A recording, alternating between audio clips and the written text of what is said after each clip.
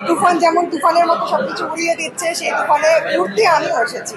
কারণ আমি দেখতে পেয়েছি একটা মিউজিক ভিডিওতে, আমি দেখতে পেয়েছি যে এত সুন্দর পারফরমেন্স। আমার first it took me a few seconds to figure it out that it's actually our Shakib Khan.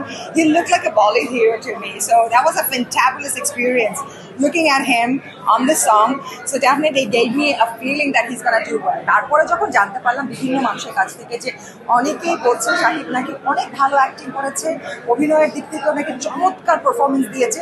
So এই যখন জানতে পারলাম যে অভিনয়ের দিক থেকে চমৎকার পারফরমেন্স দিয়েছে, তখন আমার ইন্টারেস্টটা আরও বেড়ে গেল। বিকজ আমি যে কয়টাতে দেখেছিলাম, যে কয়টা সিনে দেখেছিলাম, অভিনয় শিল্পী হিসেবে আমার শাকিবকে তখন ভালো লাগতো না।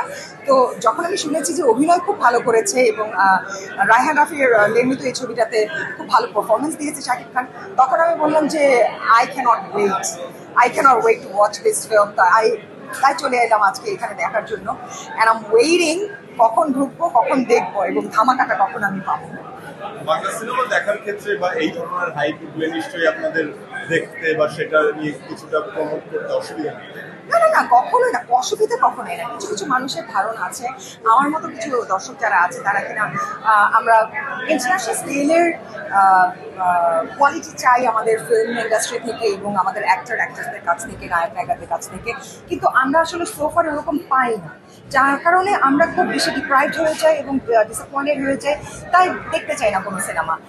কিন্তু আমরা যদি ভালো কিছু দেখতে পাই, আমাদেরকে যদি ভালো কিছু এরকম তুফানের মতো ভালো কোনো কিছু উপহার দেওয়া হয়, তো আমরা তো ছুটে আসবো দেখার জন্য। Because it's our country and at the end it's hour heroine. So তাদেরকে আমরা যদি অ্যাপ্রিসিয়েট করি, কেন না?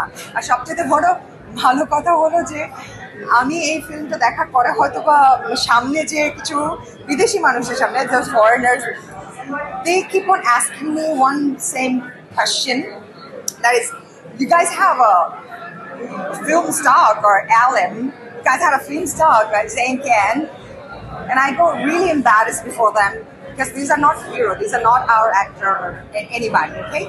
They're not those heroes that we are going to, appreciate them. So যখন এই বিষয়গুলো নিয়ে কথা বলে কোনো ফরেনার এসে বলে যে you guys have a film hero called this, যারা কিনা একেবারে কোনো কোয়ালিটি নেই এবং যারা আসলেই কোনো নায়কের পর্যায়ে পড়ে না, তাদের সামনে যদি কখনো আবার এরকম বলে যে you guys have a hero called Alam and Zayn Khan, I can go ahead and say like এই যে মোবাইলটা উঠিয়ে তখন দেখিয়ে দিতে পারবো তুফান যে this is what hour hero is, এটাকে হিরো বলে। তো এটা নিয়ে আমি অনেক এক্সাইটেড যে আমাদের হাতে একটা এলিমেন্ট আমাদেরকে দিয়েছে রায়হান রাফি, যে এলিমেন্টটাকে ইউজ করতে পারবো যখন আমাদেরকে ছোট করা হবে বিদেশে। কখনো আমরা যদি এরকম দেখি হিরো আলমকে নিয়ে এবং জায়েদ খানকে নিয়ে খুব বেশি কথা বলছে, তাদেরকে হিরো হিসেবে পরিচিতি পাচ্ছে তাদের কাছে, তখন আমরা দেখাতে পারবো যে না, আসল হিরোটা হচ্ছে উনি।